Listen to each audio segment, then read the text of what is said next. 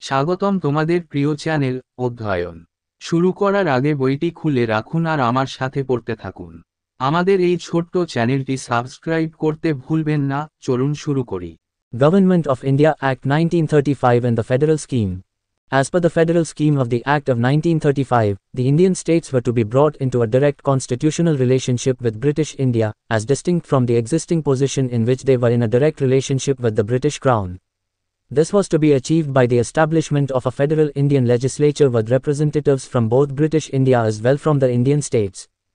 ভারত সরকার আইন 1935 এবং federal scheme 1935 সালের আইনের ফেডারেল স্কিম অনুসারে ভারতীয় রাজ্যগুলিকে ব্রিটিশ ভারতের সাথে একটি সরাসরি সাংবিধানিক সম্পর্কের মধ্যে আনতে হবে, যে অবস্থানে তারা ব্রিটিশ ক্রাউনের সাথে সরাসরি সম্পর্ক ছিল তার থেকে আলাদা।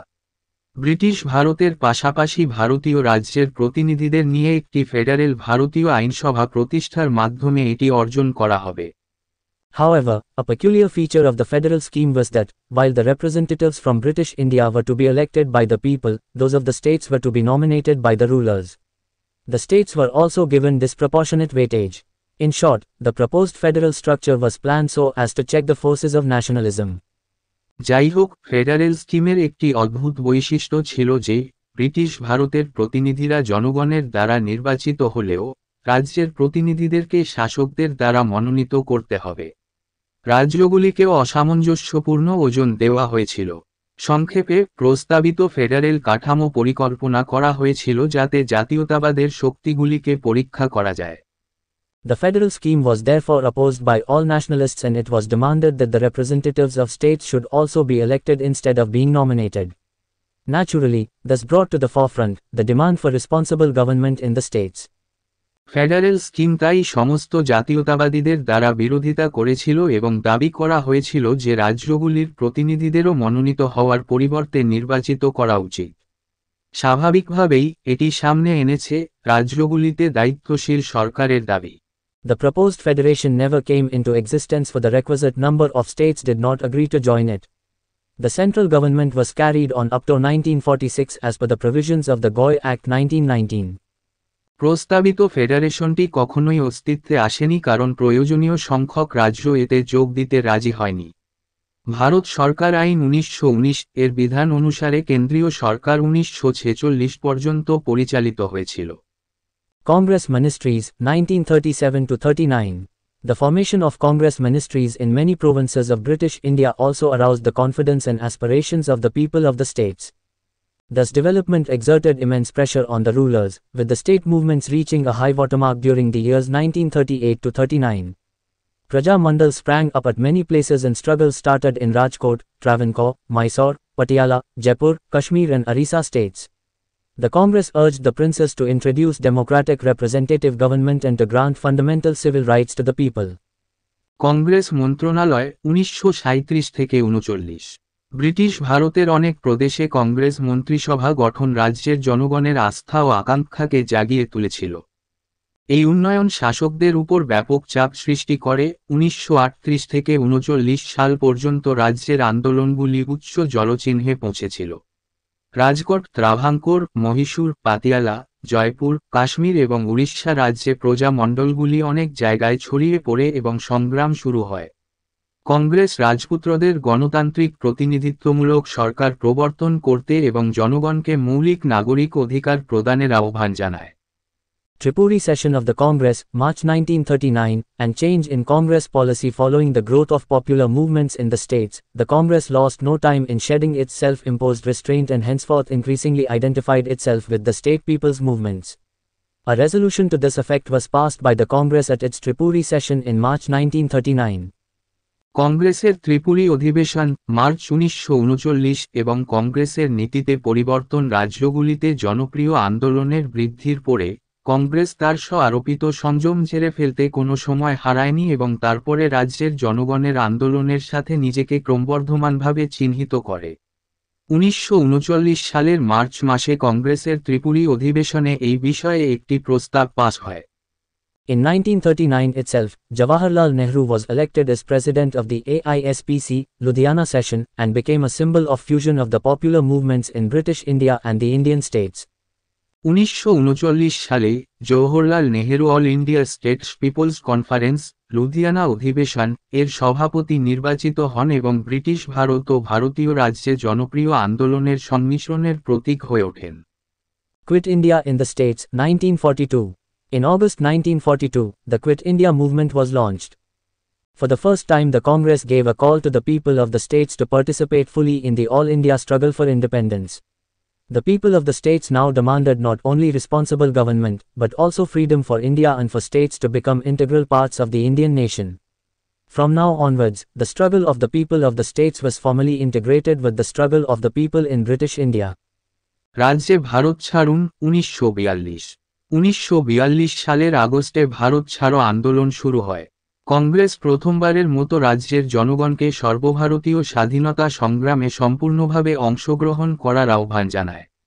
রাজ্যের জনগণ এখন শুধু দায়িত্বশীল সরকারই নয়, ভারতের স্বাধীনতা এবং রাজ্যগুলিকে ভারতীয় জাতির অবিচ্ছেদ্য অংশে পরিণত করার দাবি জানিয়েছে। এখন থেকে রাজ্যগুলির জনগণের সংগ্রাম ব্রিটিশ ভারতে জনগণের সংগ্রামের সাথে আনুষ্ঠানিকভাবে একীভূত হয়েছিল। The princes responded to these struggles with violent repression. The Nizam called the popular agitation anti-Muslim, the Maharaja of Kashmir branded it as anti-Hindu, while the Maharaja of Travancore alleged that the agitation was instigated by Christians. Despite repression, the states' people's movement succeeded in awakening national consciousness among the people of the states. রাজকুমাররা হিংসাত্মক দমন পীড়নের সাথে এই সংগ্রামের প্রতিক্রিয়া জানায়। নিজাম জনপ্রিয় আন্দোলনকে মুসলিম বিরোধী বলে অভিহিত করেছিলেন। কাশ্মীরের মহারাজা এটিকে হিন্দু বিরোধী হিসাবে চিহ্নিত করেছিলেন যখন ত্রাভাঙ্কোরের মহারাজা অভিযোগ করেছিলেন যে আন্দোলনটি খ্রিস্টানদের দ্বারা প্ররোচিত হয়েছিল। দমনপীড়ন সত্ত্বেও রাজ্যের জনগণের আন্দোলন রাজ্যের জনগণের মধ্যে জাতীয় চেতনা জাগ্রত করতে সফল হয়েছিল। Question of integration of Indian states, 1945-47. With the end of the Second World War, negotiations began regarding the transfer of power from British to Indian hands. The question of the future of Indian states became critical at this juncture. ভারতীয় রাজ্যগুলির একীকরণের প্রশ্ন 1945-47। দ্বিতীয় বিশ্বযুদ্ধের সমাপ্তির সাথে সাথে ব্রিটিশদের থেকে ভারতীয় হাতে ক্ষমতা হস্তান্তরের বিষয়ে আলোচনা শুরু হয়। ভারতীয় রাজ্যগুলির ভবিষ্যৎ প্রশ্ন এই মোড়কে সমালোচনামূলক হয়ে ওঠে। Both, the Mountbatten Plan and the Indian Independence Act 1947, refer to Chapter 7.3 for details, did not make clear the position of the princely states regarding the option of independence, leaving them to luxuriate in wild dreams of independent power. Mountbatten later clarified that the Independence Act had released the states from all their obligations to the Crown, leaving them, technically independent or to say, rudderless, on their own. The old links were broken and if nothing was put in its place, chaos would result. He therefore advised them to forge links with the new nation closest to them. উভয় Mountbatten পরিকল্পনা এবং ভারতীয় স্বাধীনতা আইন 1947 বিস্তারিত জানার জন্য অধ্যায় 7-3 পড়ুন। স্বাধীনতার বিকল্পের বিষয়ে রাজকীয় রাজ্যগুলির অবস্থান পরিষ্কার করেনি, তাদের স্বাধীন ক্ষমতার বন্য স্বপ্নে বিলাসিতা করতে ছেড়েছিল। মাউন্টব্যাটেন পরে স্পষ্ট করেছিলেন যে স্বাধীনতা আইন রাজ্যগুলিকে মুকুটের প্রতি তাদের সমস্ত বাধ্যবাধকতা থেকে মুক্তি দিয়েছে, তাদের প্রযুক্তিগতভাবে স্বাধীন বা বলতে গেলে রডারহীন তাদের নিজস্ব রেখেছিল। পুরানো লিঙ্কগুলি ভেঙে গেছে এবং যদি তার জায়গায় কিছু না রাখা হয় তবে বিশৃঙ্খলা দেখা দেবে। তাই তিনি তাদের কাছের নতুন জাতির সাথে সম্পর্ক স্থাপনের পরামর্শ দেন। In the National Provisional Government, Sardar Patel headed the States Ministry and urged the Indian princes to show their patriotism and join the Indian Union by surrendering the three subjects of defence, foreign affairs and communications. He played a vital role at this stage and succeeded in getting a vast majority of the states to accede to the Indian Union through a combination of diplomacy, popular movements and even some arm twisting. By the 15th of August 1947, 136 states had acceded to the Indian Union. Kashmir signed the instrument of accession on the 26th of October 1947, Junagadh and Hyderabad in 1948. Portuguese enclaves of Goa, Daman and Diu were annexed in December 1961. জাতীয় অস্থায়ী সরকারে সর্দার প্যাটেল রাজ্য মন্ত্রকের নেতৃত্বে ছিলেন এবং ভারতীয় রাজকুমারদের প্রতিরক্ষা, বৈদেশিক বিষয় এবং যোগাযোগের তিনটি বিষয়ে আত্মসমর্পণ করে তাদের দেশপ্রেম দেখাতে এবং ভারতীয় ইউনিয়নে যোগদানের জন্য আহ্বান জানান।